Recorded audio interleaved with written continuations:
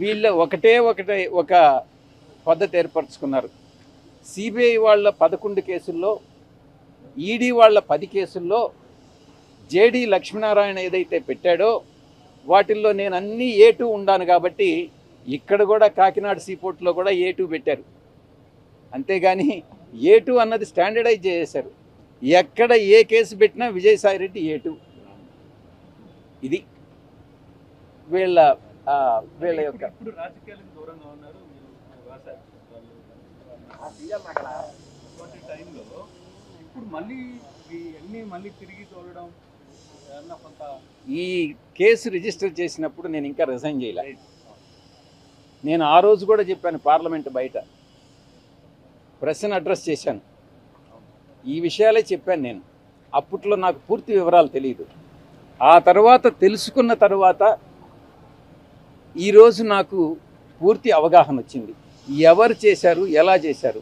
ఇంకొక ప్రశ్న కూడా అడిగారు, జగన్మోహన్ రెడ్డి గారిని ఈ కేసు నుంచి పక్కకు తప్పించేదానికి, దీంట్లో ఈ యొక్క కంపెనీ బెనిఫిషియరీ జగన్మోహన్ రెడ్డి గారు, ఆయన్ని పక్కకు తప్పించేదానికి మీరు విక్రాంత్ రెడ్డి ప్రయత్నం చేస్తున్నారు అన్నటువంటి విషయం. నేను అటువంటి ప్రయత్నం చేయలేదు. నాకు ఈ విషయాలు తెలియదు. ఈ ట్రాన్సాక్షన్ జరిగింది కూడా నాకు తెలియదు. నాకు తెలియదని అంటే మీరు నమ్మకపోవచ్చు. ఎందుకనంటే శరత్ చంద్రారెడ్డి మా అల్లుడు బ్రదరు కంపెనీ కాబట్టి. నేను ఒక్కటే చెప్తా ఉండా, మా అల్లుడు కంపెనీస్లో వాళ్ళ అరబిందోలో నేను ఎటువంటి జోక్యము చేసుకోను.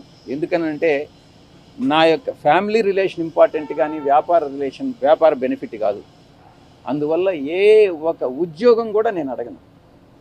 మీరు ఇందాక ఒక అధికారి పేరు, అధికారి ఎవరి మిమ్మల్ని స్పెసిఫిక్గా టార్గెట్ చేస్తారు, పేరు ఏమైనా చెప్పగలరా? హరికాల వల్ల అని పేరు చెప్పాను.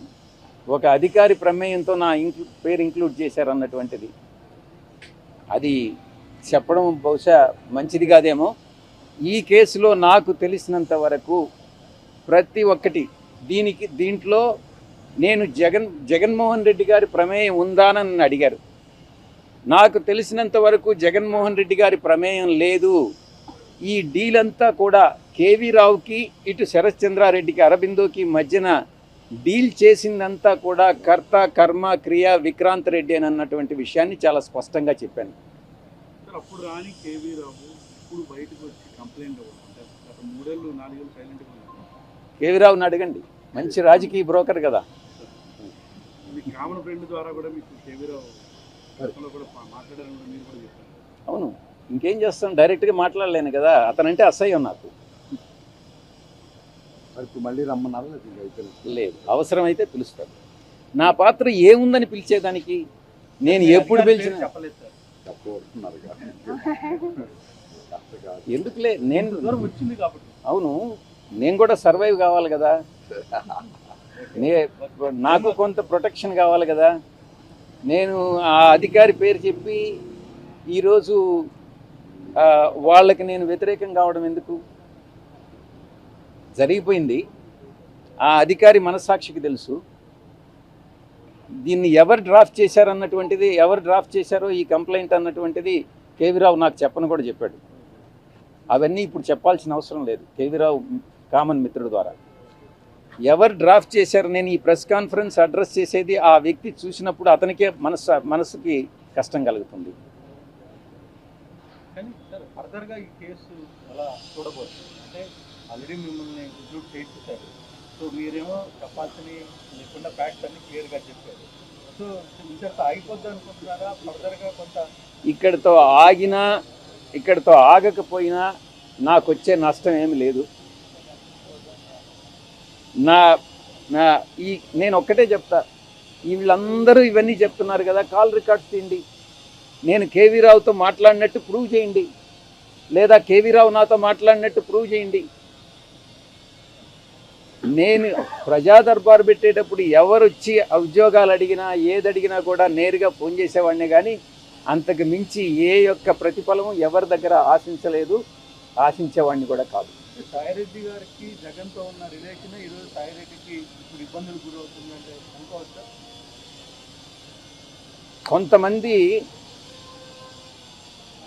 దానికి మా పార్టీలో అంటే గత పార్టీ, నేను ఏ పార్టీలో నుంచి అయితే నేను రిజైన్ చేశానో ఆ పార్టీలో ద్వితీయ శ్రేణి నాయకులు ఎవరైతే ఉన్నారో వాళ్ళు నాకు మా నాయకుడికి మధ్యన అభిప్రాయ భేదాలను సృష్టించి జగన్మోహన్ రెడ్డి గారి మనసుని విరిచేటటువంటి ప్రయత్నం చేసి వాళ్ళు విజయం సాధించారు. 3.5 సంవత్సరం పాటు అవమానాలకు పాలై నేను దిగినటువంటి ప్రతి మెట్టు కూడా కొంతమంది పైకెక్కడం జరిగింది, వాళ్ళు పైకెక్కేదానికి ఉపయోగపడడం జరిగింది. దీంట్లో చాలామంది పాత్రదారులు సూత్రధారులు ఉన్నారు. దీంట్లో ఈ పార్టీ నుంచి వెళ్ళిపోయిన దానివల్ల నేను ఏ విధంగానూ నష్టపోవట్లా. చిత్తశుద్ధితో ఈ పార్టీలో నేను ఉన్నంతకాలం నేను పనిచేశాను, మనస్ఫూర్తిగా పనిచేశాను. ఇప్పుడు కూడా పార్టీ నుంచి వచ్చిన తర్వాత జగన్మోహన్ రెడ్డి బాగుండాలనే కోరుకుంటున్నాను.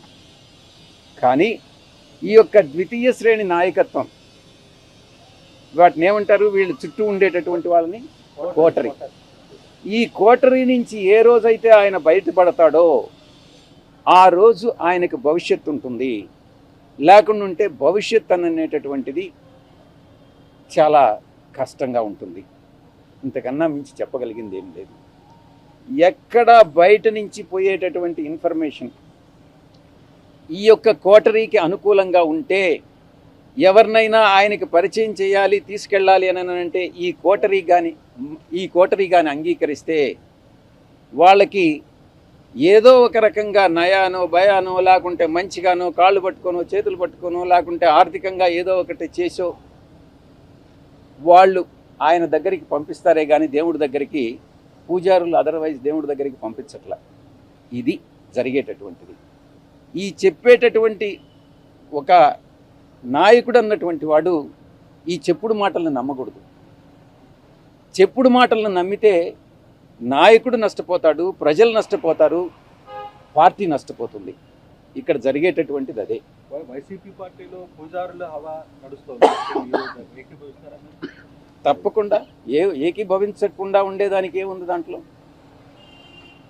ఈ కోటరీ వల్లనే నేను ఆయనకి దూరం అయ్యా. నేను ఇంకోటి, ఆయన జగన్మోహన్ రెడ్డి గారితో నేను మాట్లాడినప్పుడు నేను చాలా స్పష్టంగా చెప్పా, సార్ మీ మనసులో నాకు స్థానం లేదు, నా మనసు విరిగిపోయింది. మీ మనసులో స్థానం లేనప్పుడు ఈ పార్టీలో కొనసాగాల్సినటువంటి అవసరం నాకు లేదు. కాబట్టే నేను ఈ పార్టీ వదిలి వెళ్ళిపోతున్నాను. మీ చుట్టూ ఉండే వాళ్ళ చెప్పుడు మాటలు విని మీరు తప్పుదోవ పట్టొద్దు.